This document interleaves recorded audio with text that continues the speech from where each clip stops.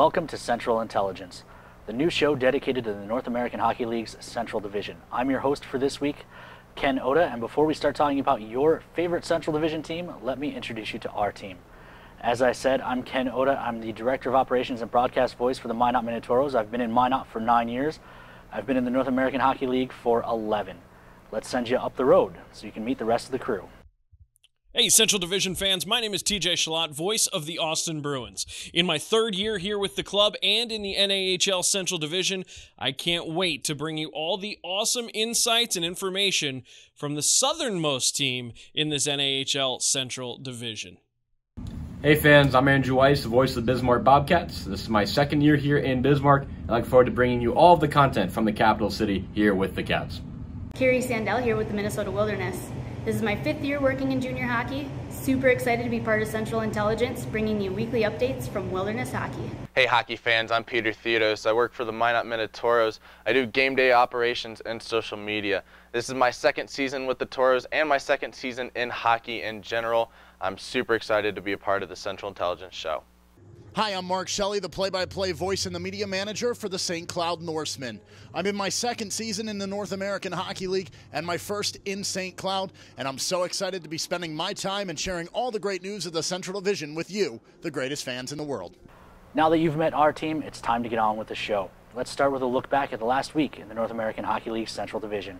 It started on Monday with Austin heading to St. Cloud. The Bruins took a 4-2 victory over the Norsemen. Alex Tremblay had a goal and 2 helpers in the win for the Bruins. Logan Kittleson, a goal and an assist in the loss. Thursday, Bismarck went to St. Cloud and picked up a 2-1 win. Tommy Aiken, the hero that night, stopping 35 of 36 shots for the Bobcats. Then on Friday, a pair of games that went to extra time. It started in Austin, where the Toros took a 4-3 overtime victory, getting Carter Clafton his first junior win in goal for the Toros. Tyler Kostelecki had the OT winner. In Cloquet, it was Aberdeen getting a 3-2 shootout win. Peyton Matsui had 2 goals in regulation. Ethan Wolders had a goal and an assist for the Wilderness. Same matchups on Saturday night. Blaine Warnert had 2 third-period goals to get the Toros a 4-3 victory in regulation over the Bruins, and Nathan Verdes picked up his second hat-trick of the season in Aberdeen's 6-2 win over Minnesota. The Central Division Star of the Week was Peyton Matsui. He had 3 goals and 1 assist in 2 games played. It is the second time that the University of Alaska Fairbanks commit has been named Central Division Star of the Week this season.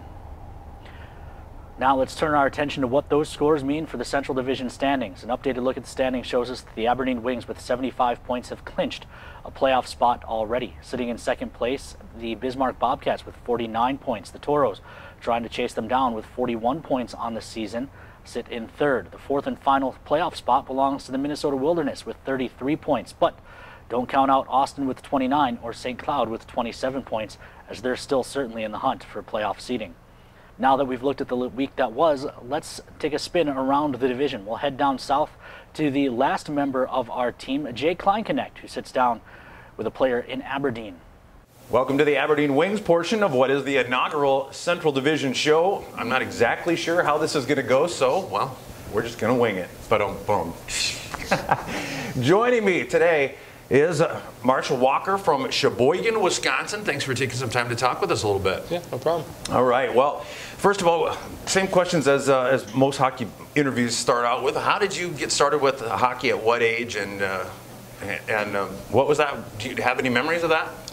Started when I was 3, and didn't let go of the cone, and parents finally were like, yeah, he's not letting go of the cone anytime soon, but finally let go, and just been loving it ever since. So right on. It's a lot of fun. Using the cone as a walker kind of thing? Yeah, pretty much, yeah. Right on.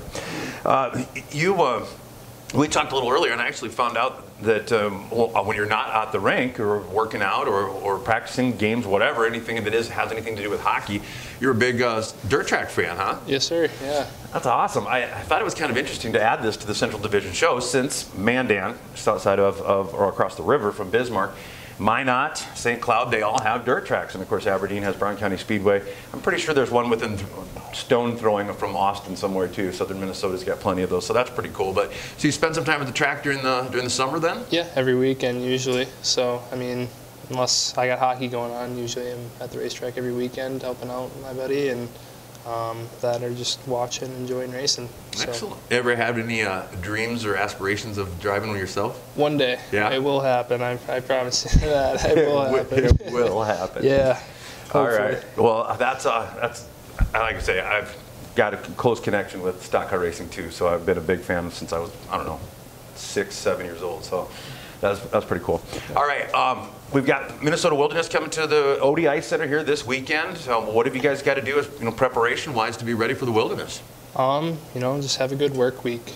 We know what we got to do already. We beat this team twice this past weekend, so we know what we have to do. So just have to have a really good work week and no slacking, just nose to the grindstone and get ready to go for the weekend. So we know what we got to do. We just have to execute. Sure.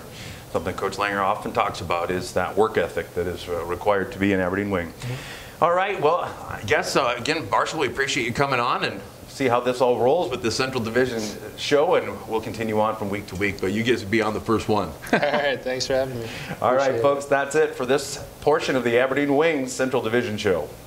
Thanks, Jay. Let's keep the train rolling and head to St. Cloud, where we'll hear from Mark Shelley. Thanks a lot, Ken. I'm here with head coach Corey Millen, the head coach of the St. Cloud Norsemen. And Corey, this season that has been so atypical at times has really developed into a typical Central Division dogfight for a final playoff spot here. How have you kept the Norsemen night in and night out ready to go every single game? Well, obviously this has been an unprecedented year. Everyone uses that word, but it's been an interesting year. A bunch of pauses, stops, and starts. So it has been a little bit of a challenge. I mean, it's been tough on these kids. It's been tough on everybody. So I think credit to them. We got to dig in right now because with 20 games to go, we are in a battle, and we got to hope that we can continue to make some steps. Well, with those 20 games left to go, one thing is for certain, you're not going to be tired of seeing the Minnesota Wilderness and the Austin Bruins anytime soon. You see them for a very large majority of these games coming up, and it just so happens that those are the two teams that you're really fighting with for that 4th divisional spot here in the Central. What is it going to take for you guys who have already seen them a couple of times and have had those back and forth games, but to really come away with victories and start climbing up and taking points for the 4th and final playoff spot?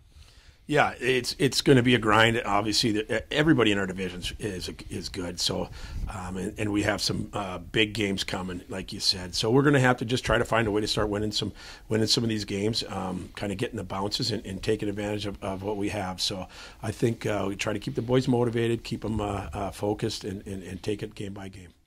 One thing that is for certain is you're not seeing the Bismarck Bobcats anymore here in the central in this regular season. You've already seen them 12 times, had some success against them, but now with 4 more teams left to go and 2 games against the Minnesota Magicians out of division, but when you look at it and you say there's 2 teams already in a playoff spot in terms of the Minot Minotauros and the Aberdeen Wings, who are sort of solidifying themselves, one already solidified in Aberdeen in the 1 spot, but Minot sort of settling into that 3 spot.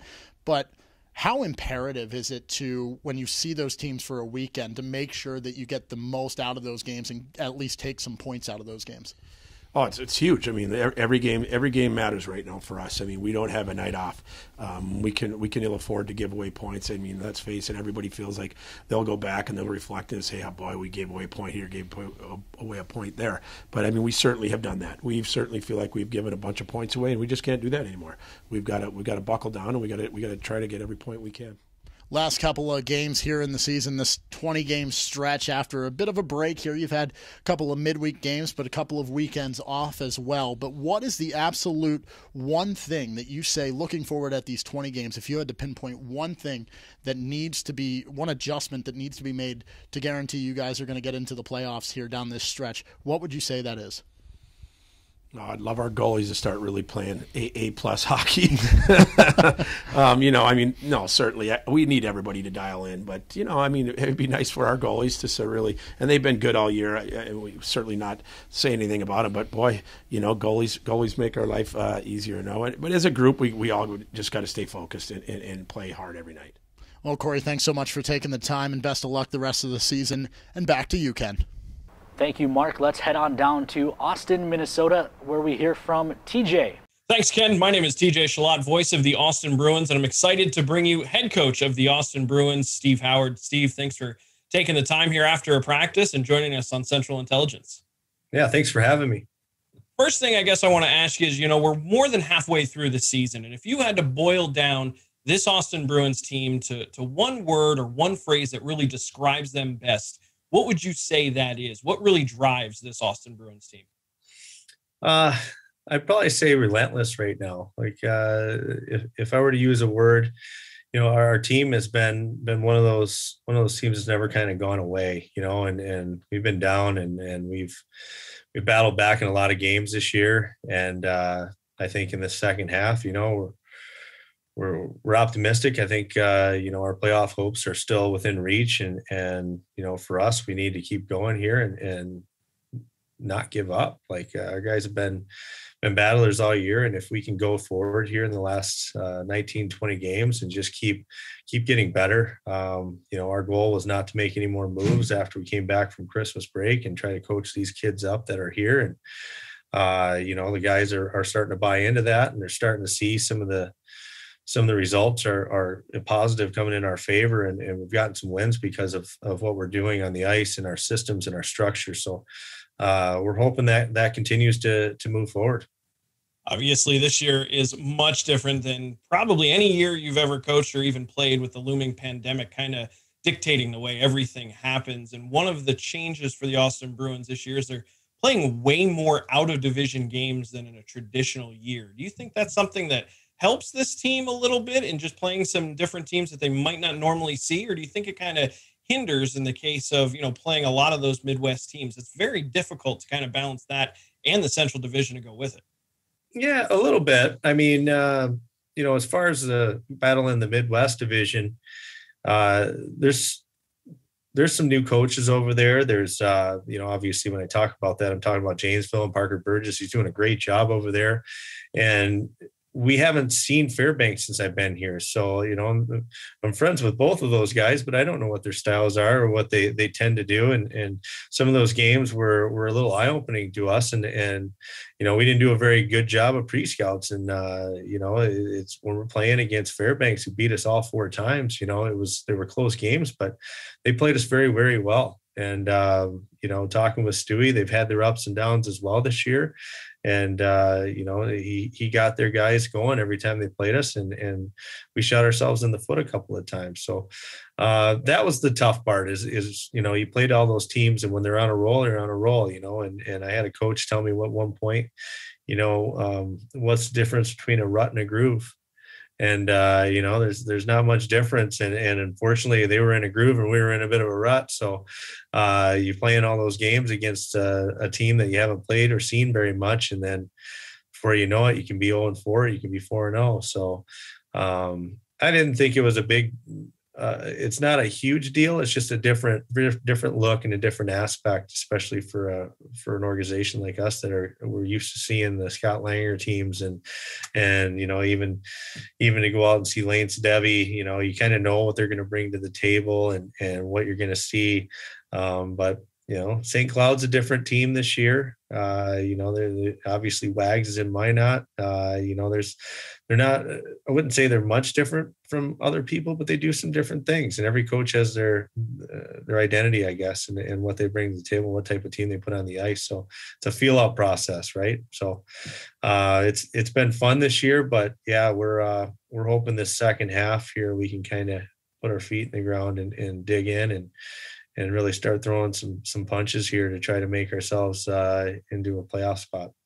When you talk about being in a rut and some of those negative challenges on the ice, one thing with the Austin Bruins this year is they've fallen behind in a handful of games, but we've certainly learned the positive side of that. They have no problem being the comeback kids and really mounting that fight and coming back and handling the adversity. How much does that mean for this team going through the home stretch of the regular season and hopefully in playoffs to know that no matter what the score, this team is never down and out?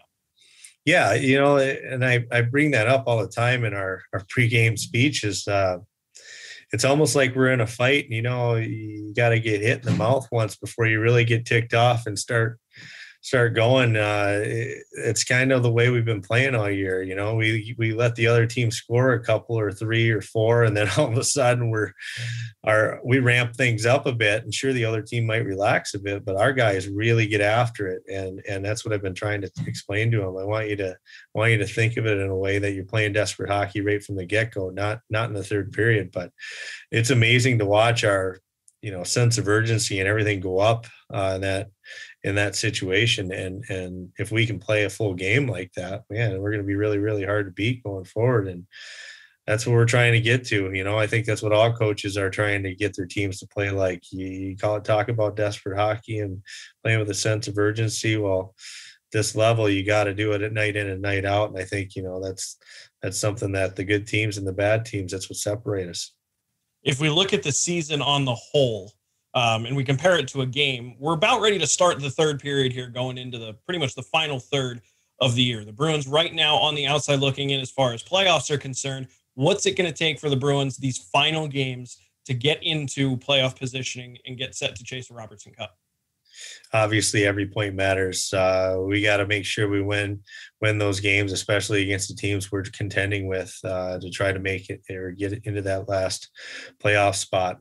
There's only 4 teams that get to advance from the Central, and there's a lot of good teams in our division. It's a deal that we all are looking at our schedule and seeing who we have to play going forward. And fortunately and unfortunately for some, it's a deal where I don't think it's really going to be decided until those last few games. We're going to all have to battle and muck it up and just try to get our foot in the door there. And once somebody's in, you got to stay in. Somebody's going to try to knock you out. So for us, it's continuing to play the right way and continuing to get better and limiting our mistakes. And for the most part, I think we've been doing a lot of that lately. And, we want to make sure that games are tough on other teams and they're stingy defensively and that they're not giving up a whole lot. And I think that's what hurt us a lot early on is we were giving up way too much. And, going forward, if we can play a team game like we have been lately, then we're going to have a lot more wins and losses. Well, if there's one thing we've learned about the Central Division, I'm sure you've seen it in your last 4 years, it's that this division is a dogfight. It always comes down to the last weekend. There's positioning up for grabs and things like that. So, Steve, thanks for the time. Go out there and get them, and I'm sure we'll have you again here on Central Intelligence. All right. Well, thanks a lot, TJ. Appreciate it, guys. We'll see you. Let's go ahead. We'll throw it back to the studio on our host this week, Ken Oda. All right. Thanks, Steve. I really appreciate it. Thank you, man. All right. We'll talk to you soon. And now we'll turn it over to Andrew in Bismarck. Thank you, Ken. I'm here with Bobcat assistant coach Garrett Hendrickson. Hendy, big weekend coming up for the Cats. You take on the Austin Bruins, a team that you are 2-2 against so far this year. Obviously, the Bruins right now in their placement in the Central Division, going to be a little bit desperate, get some points. They're going to have that hunger, that ferocity that we've seen from them so far in our 4 games against them. What are you looking for from your guys to respond to this Bruins team this weekend? Yeah, we just need to play a lot better than we did Thursday in St. Cloud. I know we got 2 points, but if we play like that, I don't think we're going to get the 4 points that we're looking for. So we need to come to play. We need to play good in front of our fans and get those points. And you mentioned the fans, obviously, here at the VFW Sports Center, the Bobcats, with the best fans in the entire Central Division. What does it mean for your guys to be back in front of your home crowd here this weekend? Yeah, it's been a while. It's always fun to play in front of these fans. I think they're, some of the best in the league for sure. They've been around a long time, and they're proud to be Bobcat fans. So, we better play good in front of them. And with COVID this year, we've had it fairly good with a good amount of fans. So hopefully, a lot show up, and we can get 4 points in front of them. And the Bobcats have been reliant a little bit recently on that top line, the hammer line, if you will, of Ryan Taylor, George Grants, and Tim Piowski. What do those 3 bring to the table each and every night for your team? Yeah, they're vets. That's what we expect them to do, put the puck in the net and lead our team to get those points. So we expect big things from them night in, night out. Well, we'll see if the Bobcats can take down the Bruins this weekend here in Bismarck. Back to you, Ken. Now we'll keep it right here in the Magic City. Peter Theodos is with Shane Wagner. Thanks, Ken. I'm here with Toros head coach Shane Wagner. Wags, Toros season has been up and down this year. Thoughts on how everything's been going? Yeah, it's been kind of a weird year, but I think it's been weird for everyone. But no, I think we just got to keep trending in the right direction. We had a couple rough patches there, and now we got to just make sure when we hit those, we nip it in the bud early. Toro's strength this year has definitely been its goaltending, with Keenan Ranciere recently committing to Mankato, and then Carter Clafton, who's going to be here for 2 more years. Both of your goalies are looking really strong this year. Yeah, we can't say enough great things about Keenan. Definitely kept us in a lot of games, so we're pleased to see him get that commitment. He's worked hard. He's going to be a heck of a player for them for years to come. And then it was nice to see Carter get those 2 wins last weekend. He's a great kid. He's a great teammate, and he's been working his tail off. You know, the Toros are in a really good spot right now. 3rd place, 8 points behind the Bobcats to make the playoffs this year. What's going to be one of the keys to continue the success that you guys have had this year, but also catch the Bobcats for potentially the 2nd spot? You know, I think we just got to keep building off of what we've been doing late. You know, and it's just coming down to finishing games and starting games for us. And, you know, like there's been patches where we kind of struggled to get going, and of late we've been going, but maybe just haven't had a start. So now it's just staying a little more consistent with all of our play.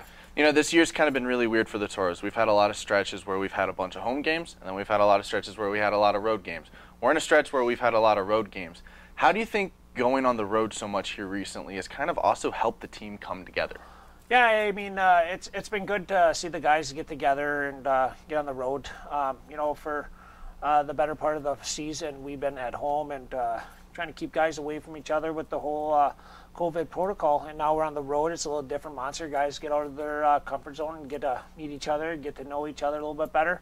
But it's tough. You know, the teams that faced us this year, they had to find out quick how hard it is to win on the road, especially in our league, and we found that out as well. So hopefully now we're starting to learn how to perform on the road.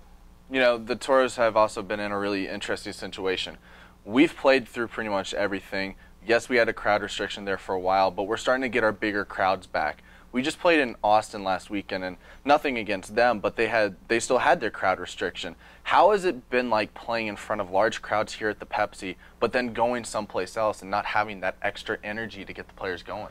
Yeah, you know, like you can't say enough great things about our fans, and not only our fans, but the fans across all the other teams we play. They're always packed barn, so guys know how to play in them, and it's been crazy to see the difference when we come home and the guys kind of are energized by the fans and the home ice atmosphere. But you know, for us, it's been about kind of managing our play. You know, not getting too high, not getting too low, and just kind of staying consistent with everything. So just making sure that the guys are on track, and when we're on the road, it's for us, and we got to make our own energy. Thanks, Wags. Back to you, Ken. Thanks, Peter. And last but certainly not least, we go out to Carrie in Cloquet. Hey, thanks, Ken. I'm here with head coach John Valancourt. John, pretty crazy start to the season this year. Tell me a little bit about how you keep the guys in check mentally and physically with such an unprecedented year. Well, I think that's just one of many hurdles that players to learn how to manage, is the mental side of it. Whether, you know, with the pauses, obviously there's a bit of a struggle there, but just being consistent with your message and the goals that you've set forward for the team. And a lot of those goals are teams that they've set, you know, from themselves as a group. So just keeping that in the foremost front of their mind as we push forward here. But I think it is, you know, it's definitely hard as an athlete to make sure you're keeping focus, but that's part of the game that they've learned to do. It's the mental side of the game, and there's a lot of obstacles that come your way. When you're playing the game at the next level, there's things that might happen in your life, adversity you might have to face, but learning how to deal with that in a positive attitude is part of the reason they're here. It's one of the things that we're trying to teach them how to handle. Great, yeah. So you guys are currently ranked 4th in the division standings. How do you see the rest of the season playing out, and what do you have to do to keep that playoff spot? Well, I think the rest of the season is going to be, you know, it's going to be highly competitive. Ideally, we'd like to continue to push up from that spot, but I mean, every game for us is a challenge. Every game is going to be a good game. There's no nights off in our division, especially. So, you know, we have to make sure that we're coming through every night with a clear message and being consistent on the way we play the game. And I think if we're able to be consistent the way we play the game with the squad that we have this year, we'll not only hold that spot, but hopefully work toward a higher spot in the rankings standings. Hey, yeah, awesome. Thanks for joining us, John, and back to you, Ken. Thank you, Carrie. As John and a number of the coaches said, there are no nights off. Let's take a look The battle's coming up this week. On Wednesday, St. Cloud visits the Minnesota Wilderness. Keep an eye on Charlie Skinner, who has 2 of his 5 goals on the season against Minnesota. Then we get to the traditional weekend set. For the second weekend in a row, the Wilderness and Wings will do battle, this time in Aberdeen. Defenseman Grant Doctor is the leading scorer for the Wilderness. He leads the team by 12 points. He's got 3 of his goals against Aberdeen. Nottingham, England product Caden Nielsen has 5 points against the Wilderness for Aberdeen. Austin visits Bismarck this weekend. George Granis leads the Cats with 6 points against the Bruins. Jens Richards has 3 of his 6 goals on the year against Bismarck. Last but not least, the Minotauros go to St. Cloud, where they will need to find a way to slow down Ben Helgeson. Helgeson had 2 OT winners last time the Toros were in St. Cloud. The Toros will also be without Kyle Kukkonen, who is playing for Maple Grove, looking for a Minnesota High School state championship this weekend. And that will do it for the first episode of Central Intelligence. We hope you enjoyed watching it. We'll be back with a new episode each week, new segments, new features, and a new host. Until then, we'll leave you with the Central Division Plays of the Week. Pass brought in by Sarter. Over Walters, the shot. Terrific save by Seibel, and the rebound by Metz, controlled by Seibel. 2 terrific saves there by Jacob Seibel. Toros clean it up. Kicked up the far wall. Eagles ahead for Stibbe. Stibbe wide into the zone. Looks to drop for Kostelecki. It's in. Toros tie it right back up before they can even finish it down. Shot through traffic. He scores!